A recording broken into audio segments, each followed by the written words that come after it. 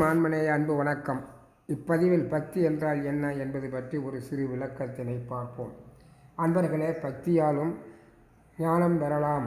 உதாரணமாக, நாயன்மார்களும் ஆழ்வார்களும் தன் குடும்பம் தன் வேலை என்றல்லாமல் பற்றற்று பிறருக்காகவே வாழ்ந்தார்கள். உயிரையும் துச்சமாக மதித்தார்கள். ஆனால் நம்முடைய பக்தி எப்படிப்பட்டது? எனக்கு அது வேண்டும், இது வேண்டும், சொத்து வேண்டும், சுகம் வேண்டும் என்ற பட்டியலோடு வாழ்ந்து கொண்டிருக்கிறோம். அதனால் இது வெறும் பக்தி. நாயன்மார்களும் ஆழ்வார்களும் செய்த பக்தி பெரும்பக்தியாகும். அவர்கள் கடவுளை தவிர வேறு யாரையும் நம்பவில்லை. ஆனால் நாம் கடவுளை விட்டு எல்லோரையும் நம்புகிறோம். சரி, பெருமானிடம் வருவோம். இருக்க ஒரு வீடு உண்டா? இல்லை. உடுத்த ஒரு கோடி துணிக்கு மேல் இல்லை. அடுக்க பாயும் இல்லை.